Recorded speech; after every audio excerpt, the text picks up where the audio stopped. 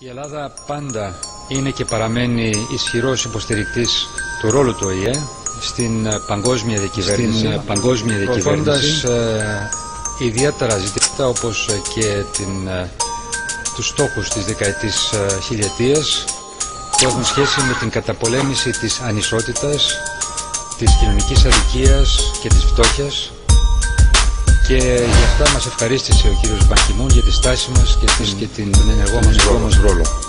Καθόνται πάνω σε θρόνους και μας κλεβάζουν. Τις τσέπες μας αδειάζουν, κάτι προετοιμάζουν. Νέα τάξη το ονομάζουν, τον κόσμο μας αλλάζουν. Ένα καλύτερο αύριο μας τάζουν. Το στόμα τους στάζει μέλημα, τα χέρια τους αίματα στάζουν. Πλούτο και εξουσία μεταξύ τους διαμοιράζουν. Δικούς τους ανεβάζουν και κατεβάζουν. Όλοι κλέβουν, μα κανένα δεν δικάζουν. Γιατί οι μασόνοι μασόνους δεν καταδικάζουν. Λίγοι αηδιάζουν και φωνάζουν, μα περισσότεροι διστάζουν. Σαν πρόβατα ακολουθούν και βελάζουν. Κοίταξε ψηλά στον ουρανό τι τρέχει. Αεροπλάνο μας ψεκάζουν. Φαίνεται μας δηλητηριάζουν, όπως το πατράχι που το σιγοβράζουν. Χωρίς να πάρει χαμπάρι τι το ετοιμάζουν. Μικροτσίπ 666 ώστε να αρχίζουν να χαράζουν. Να μην μπορούν όσοι δεν έχουν το χάραγμα να πουλούν και να αγοράζουν. Το λέει Αγία Γραφή, τη νύχτα όμως κανείς δεν διαβάζει. Βλέπουν τη βίφη, λέω λινιστάζουν. Τόσοι σαν εμένα τα νερά ταράζουν. Ένα πιστόλι παμ παμ, 6 πόδια κάτω από τη γη σε κατεβάζουν. Παγκόσμια δικτατορία έρχεται ξύπνα. Τελειώσαν οι παλιές καλές μέρες με τα ωραία δείπνα. Έρχεται πείνα, εξαθλίωση, πόλεμη κατοχή. Νέα ταξί πραγμάτων, νέα εποχή.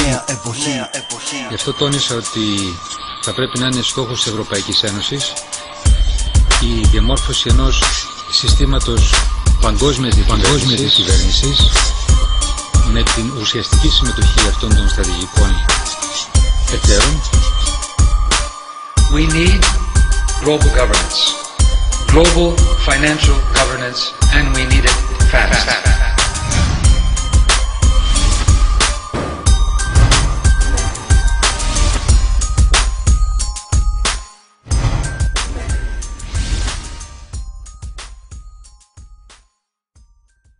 Είναι η ενδυμασία του αρχιερέα. Ενώ η βίβλος περιγράφει τα χρώματα του χιτώνα, το μπλε, το κρέμ, τις κλωστές για την κατασκευή του, ξέρουμε ότι προέρχονται από συγκεκριμένα φυτά και ζώα. Και το πιο μυστήριο ήταν από τι φτιαχνόταν τα χρώματα. Έτσι φτάνουμε στο επιστήθιο του αρχιερέα, που αποτελεί ένα από τα 8 κομμάτια της στολής του. Οι πολύτιμοι λίθοι του επιστήθιου αντιπροσωπεύουν φυσικά τις 12 φυλές του Ισραήλ. Αυτοί οι λίθοι πήραν 10 χρόνια για τους μελετητές ραβίνους, ώστε να καταλήξουν από το τι είναι τελικά.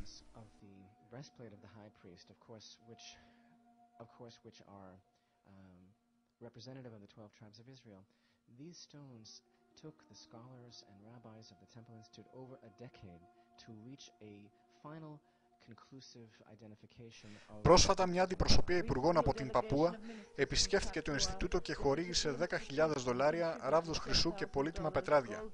Ο Ρίτσμαν λέει πως άνθρωποι από πολλές χώρες υποστηρίζουν έμπρακτα αυτή την προσπάθεια. Είναι αναμφισβήτητο φαινόμενο που βλέπουμε αυτά τα χρόνια και προκαλεί αίσθηση, καθώς ο Άγιος Ναός είναι σαν μαγνήτης, που προσελκύει ανθρώπους από όλο τον κόσμο. Πολλοί άνθρωποι παγκοσμίως ενδιαφέρονται για την ιδέα της ανέγερσης του Άγιου Ναού και θα έλεγα πως σε επίπεδο εκπλήρωσης της προφητείας είναι πολύ ωραίο αυτό. Είναι ελπιδοφόρο να έχουμε κόσμο από όλα τα κοινωνικά στρώματα του πλανήτη που θέλουν να ταυτιστούν με τον Ιουδαϊκό λαό και τον Θεό του Ισραήλ. Πάνω από 35 χώρες από τον κόσμο, από την απομακρυσμένη Ινδία και την Παπούα, πολλοί από τη Βόρεια Αμερική, όλη την Ευρώπη, πολλοί επίσης από το Κατάρ. Ναι, από το Κατάρ. Είναι εκπληκτικό να το φαντάζεστε, έχουν έρθει. Επίσης, πιο πρόσφατα, πολλοί από την Παπούα και την Ινδία, από την Ινδονησία, ακόμα και από τη Μογγολία. Όποιο και να είναι το αποτέλεσμα των ειρηνευτικών συνομιλιών, η Ιερουσαλήμ θα είναι πάντα η καρδιά και η ψυχή των Ιουδαίων. Και όπως λέει ο Ρίτσμαν, ένα έθνος οδεύοντας ως ένας λαός γύρω από μια καρδιά. Τα μάτια του κόσμου είναι πάντα στραμμένα στα τεκτενόμενα στην Ιερουσαλήμ. Η λέξη Ιερουσαλήμ ακούγεται σαν μελωδία στα αυτιά όσων είναι πραγματικά δεμένοι με τη βίβλο, όπου αναφέρεται πάνω από 700 φορές. Πάντα συνώνυμη με ό,τι είναι καλό και σωστό στον κόσμο. Και είναι η μόνη πόλη που κλήθηκε πόλη του Θεού, η επιλογή του ίδιου του Θεού. Αλλά γιατί, αν σκεφτούμε τι είναι τόσο ξεχωριστό με την Ιερουσαλήμ, θα συνειδητοποιήσουμε πως είναι το μυστικό που κρύβει στην καρδιά της πόλης, το ένιγμα του ναού και η υπόσχεση για ζωή σε ένα διαφορετικό επίπεδο ολοκλήρωσης. Και αυτό είναι όλο το νόημα του σχεδίου για τον ναό. Όταν ανατρέχουμε στην αρχαία ιστορία και σκεφτούμε τον Ιουδαϊκό λαό, να εξέρχεται της Αιγύπτου χτίζοντας την σκηνή του μαρτυρίου στην έρημο, αυτή η ιδέα του ενός έθνους που οδεύει σαν ένας άνθρωπος γύρω από μια καρδιά με το Θεό μέσα της. Και αυτό το μήνυμα δεν απευθύνεται μόνο στους Ιουδαίους, αλλά σε όλη την ανθρωπότητα. Φωτογραφία, η οποία είναι από το ίντερνετ, είναι αυτή που έβγαλαν οι Εβραίοι τη στολή του Αντιχρίστου. Ας τη δούμε και από την άλλη πλευρά. Εδώ τη βλέπουμε και από την πίσω πλευρά. Αυτή τη στολή έβαλαν του ψευδομεσσία τους του Αντιχρίστου. Και ας δούμε τώρα τα σχέδια που ετοιμάζουν και τα έχουν βγάλει στο ίντερνετ, τα σχέδια του ναού του Σολομόντος. Εδώ βλέπουμε τα σχέδια του ναού. Table Secrets. Εδώ βλέπουμε πάλι τα σχέδια του ναού, τα οποία μοιάζουν με άνθρωπο, με ανθρώπινη φιγούρα. Άλλο ένα κομμάτι από διάφορα δωμάτια όπου θα γίνονται οι τελετές και όπως βλέπετε είναι σαν το κορμί ενός ανθρώπου. Το χρυσό στέμμα του αρχιερέως, η Ραβίνη Ρίτσμαν και Κλικ, Γενικός Διευθυντής του Ινστιτούτου. Αυτή είναι μια ιστορική στιγμή. Μόλις έχουμε παραλάβει το καινούριο στέμμα, σκεύος που το Ινστιτούτο είχε κατασκευάσει από τεχνίτες. Γνωρίζετε ότι το στέμμα του αρχιερέως έχει 8 χρυσά διαδήματα. Αυτό είναι το χρυσό στέμμα που τοποθετείται στο κεφάλι του αρχιερέως. Είναι μια πλάκα καθαρού χρυσού που είναι σκαλισμένο επάνω όπως είναι γραμμένο στην Έξοδο 28-36-37. Φυσικά αυτά τα λένε οι Ραβίνοι και αυτοί που θέλουν να φέρουν τον Αντίχριστο. Άγιος Χασέμ και θα πάει στο κεφάλι του Ααρών. Έξοδος 28-36-37. Και πάλι αυτά δεν τα λέει ο Θεός, οι Ραβίνοι τα λένε. Έχει τις λέξεις στο στέμμα Holy του Χασέμ. Αυτό μόλις το πρωτολάβαμε.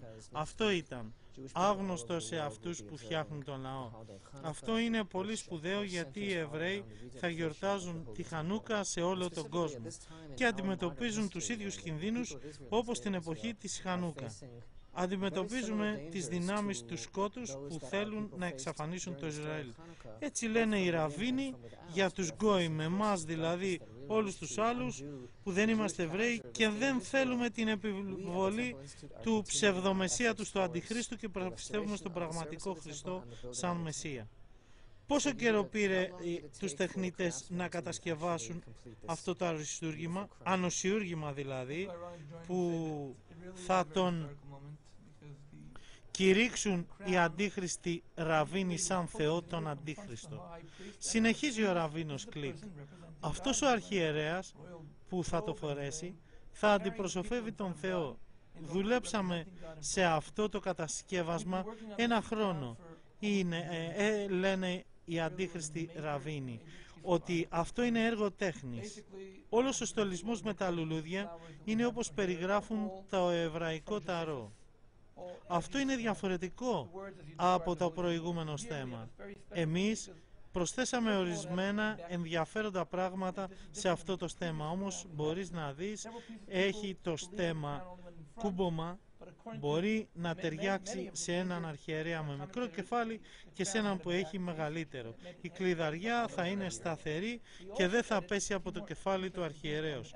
Όταν αρχίσαμε να δημιουργούμε τα πρώτα σκεύη για το ναό, ένα από τα πρώτα πράγματα ήταν το στέμμα. Όπως καταλαβαίνεις, νέα έρευνα έχει έρθει στο φως και είναι προχωρημένη αυτή η εργασία πιο πολύ από τις προηγούμενες. Αυτό αποτελείται από 600 γραμμάρια καθαρού χρυσού. Και ποιο είναι το κοστολόγιο για αυτή την εργασία? Μόνο η εργασία στοίχησε $30,000. Πολλές ώρες καλλιτεχνικής εργασίας. Είναι έτοιμο να χρησιμοποιηθεί το στέμμα. Οι προσφορές που προέρχονται από άλλους πλούσιους ανθρώπους στο δωμό του ναού. Αυτό είναι το πιο αυθεντικό στέμμα που έχει δημιουργηθεί. Έχει προηγηθεί μεγάλη έρευνα πάνω σε αυτό το θέμα. Και είμαστε πολύ ευγνώμονες για αυτούς τους λόγιους που έκαναν αυτή την έρευνα για το στέμμα.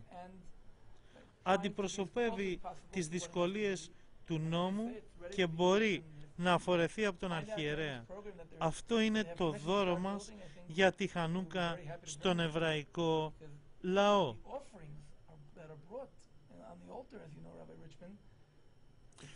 Ο σκοπός μας είναι η ίδρυση του ναού και η αποκατάσταση της θεϊκής λειτουργίας και όλος ο κόσμος να ανυψωθεί με την επάνωδο, αυτοί λένε κάποιου σλινά, χαιρετούν εβραϊκά και τελειώνει.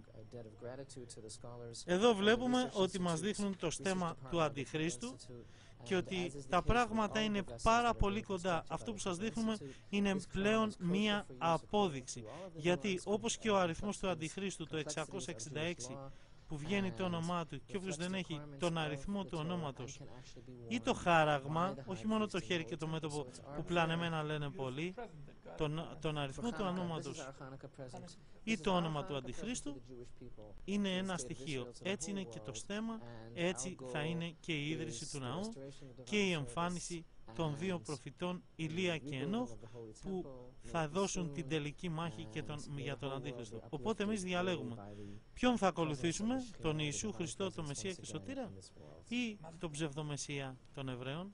Εύχομαι όλοι να ακολουθήσετε τον Χριστό και να μην τον αρνηθείτε.